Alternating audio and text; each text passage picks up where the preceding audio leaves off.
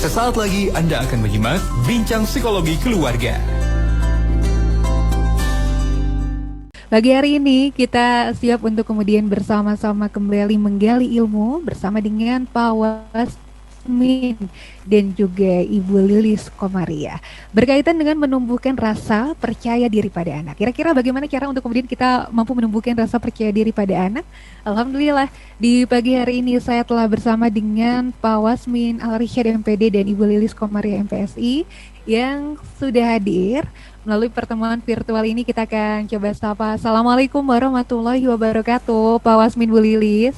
Waalaikumsalam warahmatullahi wabarakatuh. Alhamdulillah, taqabbalallahu minna wa minkum. Alhamdulillah kita bertemu lagi akhirnya selepas kemarin libur Idul Fitri, Pak Wasmin, Bu Lilis. Sehat ya? Alhamdulillah, taqabbal ya karim. Alhamdulillah. Tidak mudik Pak Wasmin, Bu Lilis, berarti diliburkan Lebaran ini ya? Ini sudah tahun kedua nih, sudah tahun kedua nih kita gak liburnya. Gak mudik, kita gak libur. Baik, alhamdulillah. Baik, Pak Wasmin, Bu Lilis, nampaknya tema kita pagi hari ini kalau dulu mendampingi anak mengenal diri yang sampai beberapa part begitu ya. Hari ini temanya adalah menumbuhkan rasa percaya diri pada anak. Di awal mungkin boleh untuk menyapa terlebih dahulu sahabat MK di rumah. Silakan Pak Wasmin, Bu Lilis. Ya, assalamualaikum sahabat MK. Alhamdulillah kita bisa berjumpa lagi ya untuk tema pasca Ramadan ini, pasca Idul Fitri, merupakan tema yang sering dikeluhkan beberapa sahabat-sahabat kita, terutama orang tua yang sedang menghadapi anaknya, terutama anaknya libur Lebaran, kadang-kadang nggak pede untuk balik lagi ke pesantren. Ada juga yang mau pindahan juga, gimana apakah anak saya di tempat baru ini pede atau tidak gitu. Jadi banyak keluhan tentang kepercayaan diri anak nih beberapa Ramadan kemarin. Dan di Ramadan kemarin kita menuntaskan pembahasan tentang kemarin tema terakhir yang Ramadan itu. Yang terakhir itu angpau. Oh ya, angpau ya. Salam tempel. Dan sekarang kita akan bahas tentang kepercayaan diri ya, bahasakan kepercayaan diri. Bagaimana menumbuhkan kepercayaan diri pada anak ya, karena memang orang tua mulai khawatir nih ketika anaknya nggak pede. Ada orang tua yang khawatir anaknya nggak pede, padahal anaknya cukup pinter loh di kelasnya, akademiknya nggak ketinggalan dari anak-anak yang lain, tapi nggak pede gitu, nggak sepede anak yang lain, bahkan yang dari si akademik juga nggak terlalu hebat gitu ya, tapi lebih pede gitu ya. Bahkan beberapa event-event sosial gitu, kayak lomba-lomba gitu, yang lain malah mau tampil, malah dia yang akademiknya nggak terlalu bagus sebetulnya, malah dia yang akademiknya bagus malah nggak mau tampil gitu. Nah orang tua mulai khawatir tuh. Nah kalau khawatir anak tidak pede padahal anaknya pinter secara akademik, itu bagus tuh. Itu kekhawatiran yang bagus tuh. Itu kekhawatiran yang bagus. Karena ada orang tua yang fokus banget pada akademik gitu. Karena kepercayaan diri ini sering, kalau percaya diri kan hubungan nanti ke arah mentality ya, bukan ke arah kognisi ya, Bu Lilis ya. Sehingga kalau orang tua mengkhawatirkan mentality itu kekhawatiran yang perlu, kekhawatiran yang boleh ya. Tapi kalau misalnya anaknya pede gitu ya, tapi nggak ranking gitu, akademiknya yang disebut pinter juga enggak, tapi ya biasa aja gitu, tapi dia malah mengkhawatirkan. Nah itu kekhawatiran yang nggak perlu menurut saya. Oh anak masih pede, masih bagus, masih aktif gitu. Nah ini makanya kita bahas bagaimana menumbuhkan kepercayaan diri pada anak, karena memang kepercayaan diri ini adalah salah satu modal untuk anak mendapatkan banyak peluang dalam hidupnya ya. Karena keberuntungan ini ternyata lebih berpihak pada anak yang kurang pinter tapi pede daripada anak yang pinter tapi kurang pede. Kayak kemarin ada anak SD, kemudian dia ikut psikotes ya. Nah ketika mengerjakan tugas nggak bisa Bu, coba lagi pada ada waktu. Nah saya lihat anak ini sebenarnya cerdas gitu, tapi ada nggak bisa Bu, dari awal udah nggak bisa gitu. Nah, terus pas ngobrol-ngobrol, aku mau Bu nggak pernah main keluar rumah. Terus saya bilang selama pandemi ini, enggak, dari kecil juga nggak boleh keluar dari rumah katanya gitu, nggak boleh main di rumah aja. Gitu. Nah, akhirnya dia ketika mengerjakan tugas Pak Wasmin, jadi nggak pede gitu. Padahal sebenarnya bisa. Saya bilang, udah Bu, aku nggak bisa. Saya bilang ada waktunya loh, masih ada waktunya, masih banyak. Coba dulu, coba. Dicoba, dia bisa gitu Pak Wasmin. Bisa ya Bu ya? Ya gitu. Nah, saya itu jadi tertarik. Ini sepertinya anak pintar, tapi tidak percaya diri dalam mengerjakan tugas. Nah, kepercayaan diri juga akhirnya nanti bisa berpengaruh ke akademik juga Pak Wasmin. Karena pasnya nggak bisa Bu, nggak bisa gitu. Jadi cenderung minder ngelihat soal. Padahal sebenarnya kalau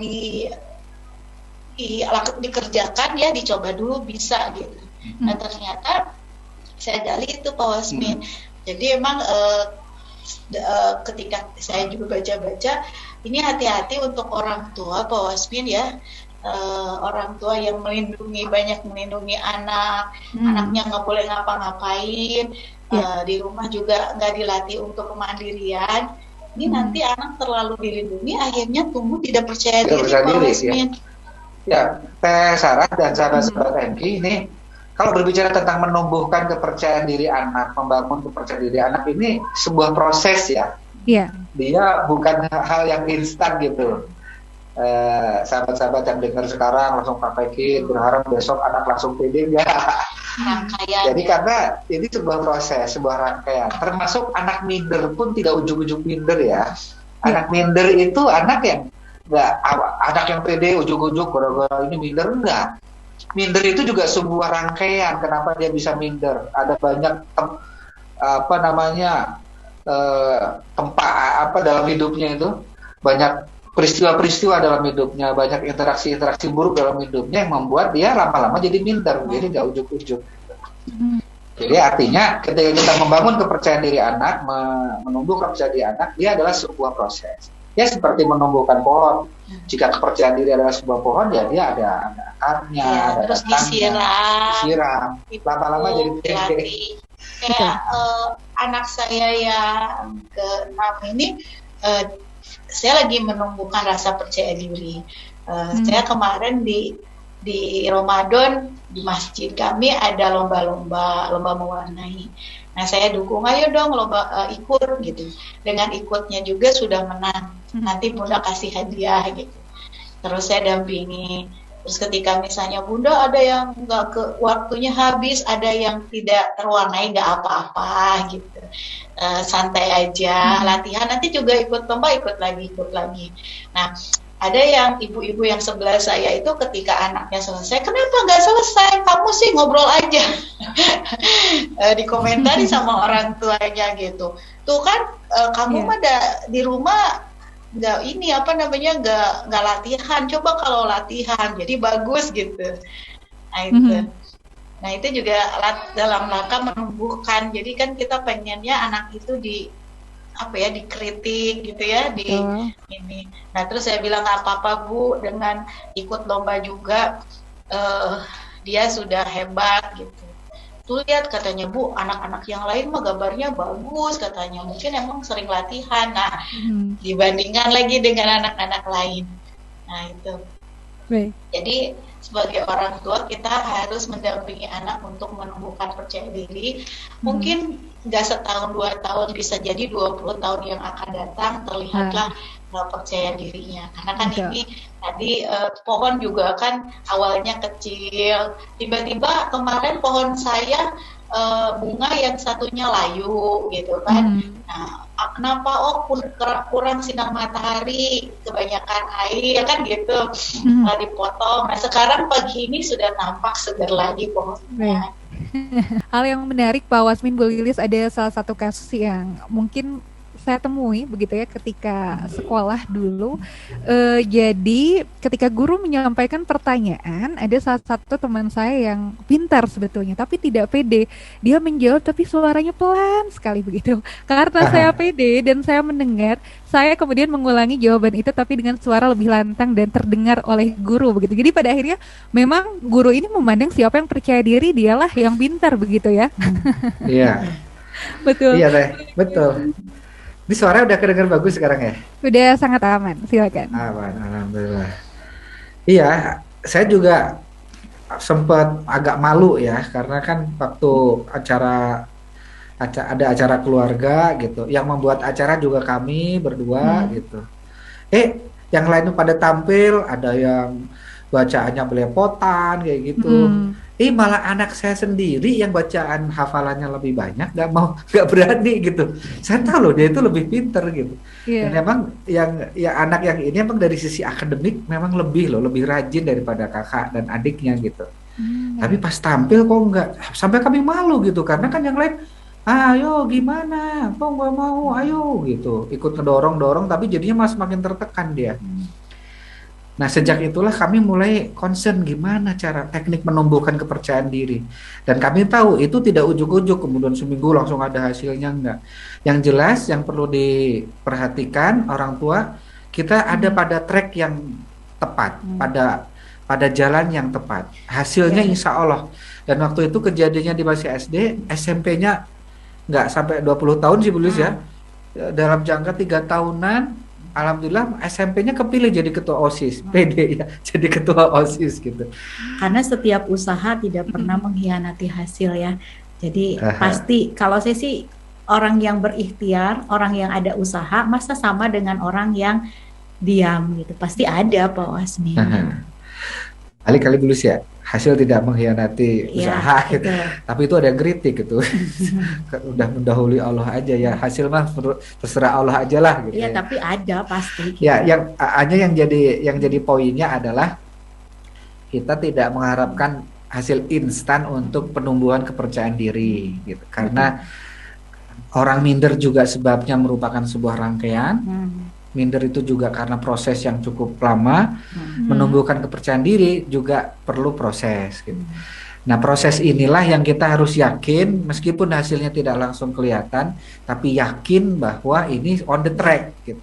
Nah, makanya ini ada 5 teknik ya, 5 langkah untuk menumbuhkan kepercayaan diri. Meskipun hasilnya tidak langsung, tapi Bapak Ibu mesti yakin bahwa ini sudah pada track yang tepat gitu. Nah, contoh misalnya kalau sebuah keminderan adalah sebuah rangkaian yang panjang, misalnya anak lahir itu nggak ada yang minder tuh, kayak Sarah, anak bayi lahir minder gitu nggak ada, malu gitu nggak ada, anak bayi malu nggak ada, jijik nggak ada gitu. Anak bayi itu pada berani-berani, pede-pede gitu. Tapi lihatlah anak kecil yang lagi pede-pede tiba-tiba bentak aja, diam kamu. Nah, di situ dia mulai belajar. Tapi nggak langsung ujuk-ujuk minder, enggak. Dia belajar dulu gitu. Terus tapi tiba-tiba dibentak lagi atau dikritik, berulang-ulang dikritik lagi. Itu tiba-tiba jadi nanti bukan tiba-tiba. Ya kita akan mendapatkan ujungnya jadi anak minder gitu. Nah, untuk itu langkah pertama jika Anda melihat anak Anda sekarang ini posisinya ya, kalau udah pede ya dilatih rendah hati. Kalau pede itu biasanya cenderung ke sombong ya. Kalau yang biasa-biasa aja disebut pede banget gitu, kayak anak yang senang tampil gitu, enggak. Tapi disebut minder ya enggak. Nah, kalau yang kayak gitu ini Anda cukup santai ya mengusahakannya, karena artinya Anda tidak melakukan parenting yang negatif yang mengarahkan anak minder seperti tadi ya. Ada parenting negatif itu ada berapa macam Bulis ya? Ya, yang menyebabkan tidak percaya diri ada 5 ya? Iya. Yang pertama tadi terlalu melindungi, terlalu overprotective pada anak, ketakutan anak nanti celaka bla bla bla gitu ya. Jadi akhirnya yang terjadi dilindungi banget kan. Anak akhirnya banyak dibantu juga, jadi tidak mandiri dan pasti tidak percaya diri. Kemudian yang kedua kurang dorongan atau apresiasi. Jadi orang ketika berperilaku baik, terus lingkungannya tidak ada apresiasi, tiba-tiba akan hangus, capek juga lah gitu. Aha. Apalagi misalnya ada orang yang berperilaku tidak baik, tidak ada teguran juga, tidak ada konsekuensi dari hal itu. Akhirnya ya udahlah, juga daripada saya melakukan suatu kebaikan juga nggak diapresiasi, ya udahlah, cenderung santai, cenderung mungkin bisa melanggar. Kemudian yang ketiga, sering membandingkan. Ini kemarin itu ketika Ramadan, saya banyak menemui kasus-kasus yang dimana yang sudah bekerja, ada anak SMA, ada anak SMP gitu. Dia merasa dibanding-bandingkan dengan sepupunya, ada dibandingkan dengan tetangganya, ada bahkan dibandingkan dengan seorang artis yang terkenal gitu ya. Tuh lihat ya, maksud kata anaknya sih, maksud ibu saya pengen jadi motivasi artis itu, tapi yang terjadi orang itu tidak mungkin ada yang termotivasi karena dibandingkan. Yang ada adalah nggak enak. Jadi misalnya kenapa ngungkit-ngungkit orang lain gitu. Misalnya contohnya saya juga dulu pernah, suami saya tuh lihat misalnya orang itu gitu. Nah saya langsung dengan nada yang agak tinggi ke suami, kalau misalnya mau mengoreksi saya, kenapa libatkan orang lain gitu. Ya udah saya aja, nggak usah orang lain gitu. Dan memang kadang juga kita atau orang tua nih ya, kayak saya, anak saya misalnya ada perilaku yang agak menyebalkan gitu ya. Di ujung mulut itu Pak Wasmin, aduh pengen, pantesan ya kamu misalnya teman-teman kamu curhat, teman kamu ngebully kamu juga gitu. Nah kan itu agak mengungkit-ungkit atau membanding-bandingkan. Terus pengen, tuh lihat atuh gitu. Nah ini harus selalu dijaga, karena emang ketika kita ini gampang aja gitu, kamu tuh gimana ya yang lain gini. Nah nggak, alangkah tidak fairnya ketika kita mau memperbaharui orang tersebut, kenapa kita melibatkan orang lain gitu. Dan saya juga nggak nyaman gitu. Jadi kalau misalnya kita mau memperbaharui anak kita, ya anak kita aja gitu. Yang kayak tadi pagi anak gadis saya lagi saya cek untuk kebersihan, karena kalau kebersihan itu biasanya kalau nyapu yang apa, ada yang dilewat-lewat gitu. Nah terus saya bilang, ini nih nyapu itu sempurnakan pekerjaan. Mungkin sekarang kamu nggak suka karena nyapu, tapi nanti ke depannya ada bekal, kamu punya rumah, dirawat rumahnya gitu. Situ pengen di ujung bibir saya itu, yang lain juga punya tugas lebih berat dari kamu gitu ya. Kamu cuma tugas ini loh gitu. Nah itu nahan banget gitu ya. Soalnya saya juga berpikir, kenapa harus ngungkit-ngungkit, kenapa harus melibatkan orang lain gitu. Betul. Ya udah ke dia sendiri. Nah itu membandingkan, kemudian sering dikritik, serba salah aja gitu. Ini gitu. Jadi nggak ada apresiasi, padahal sebenarnya ya kalau misalnya kan kata-katanya misalnya ini udah bagus, tinggal ditambah ini evaluasinya gitu. Jadi orang kalau misalnya merasa semuanya jelek kan nggak juga ya Pak Wasmin, ada juga gitu. Jadi jangan generalisir. Kemudian orang tua yang memaksakan kehendak pada anaknya.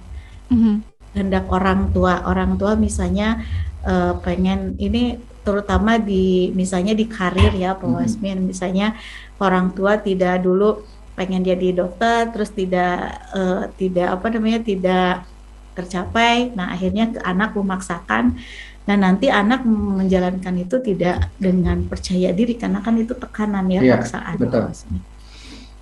Itu udah 5 ya Bu Lis ya? Iya.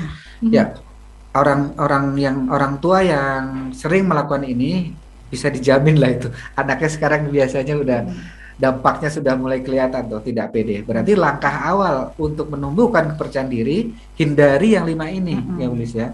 Ada juga. Alhamdulillah. Baik.